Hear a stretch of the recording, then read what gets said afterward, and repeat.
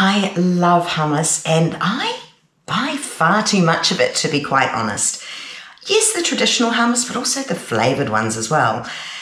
I've decided I'm going to try and restrict how much I actually buy from the supermarket when I know that I can actually make a version of that myself. No, it won't be traditional hummus because, to be fair, I don't really like tahini.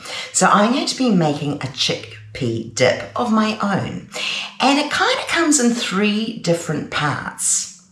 One, which I'll show you, is a dry hummus base mix.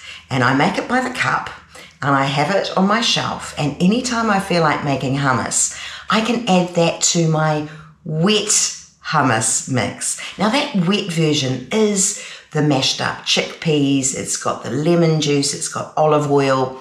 I'll go through that recipe. And then the icing on the cake is the flavoured seasonings. It could be a beetroot mix, it could be a capsicum inspired mix, it could be lime and chili. So anytime I feel like making hummus, I know that I've got at least 2 ingredients at the ready and all I need to do is mully up the chickpeas themselves. Let me show you what I'm up to. So firstly, I'll be making this dry hummus mix. It makes around 1 cup, which is great because you'll only be needing 2 teaspoons of it when you actually come to make a batch of hummus. We have 1/4 cup of onion powder, 1/4 cup of garlic powder, 2 tablespoons of ground cumin, 2 tablespoons of fine sea salt, tablespoon of white pepper, and 2 teaspoons of citric acid. And easy as can be, that is now my dry hummus base mix.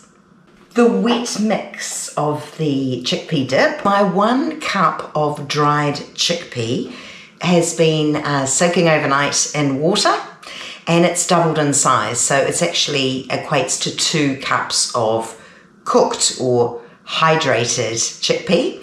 I've cooked that in the microwave oven for about 10 minutes in the water and then drained that, so hence the steam. It's all nice and cooked.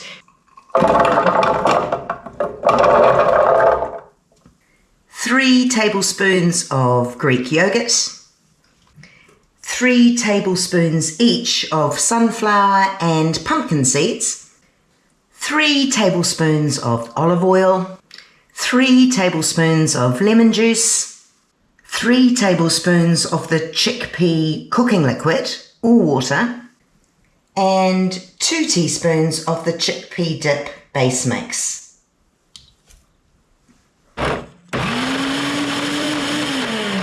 And that, my friends, is really quite delicious. You'll need to adjust the liquid as you see fit. You'll see the consistency that you like. Mine's quite chunky and I'm loving it. I have split my chickpea dip in 2. One I'm going to use plain because it just tastes glorious. And the other one I'm going to zip up with a bit of a chili lime experimentation. When it comes to flavouring the chickpea dip, I'm going to have 1 teaspoon of my forward flavour. And in this case, it's going to be my lime zest powder.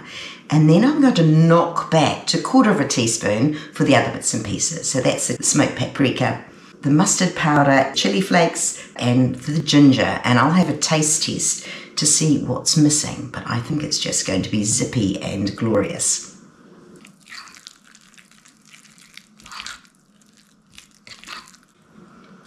Wow, that's very nice. You still get all of the glorious lemon and the chickpea flavour coming through.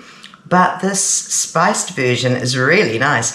It's got that definite lime zing, and you've got that heat from the chili flakes coming through. Really quite delicious.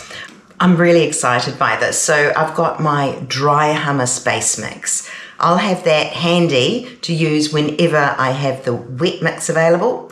And then all these so many options to flavour. I don't know if I'll be buying hummus again.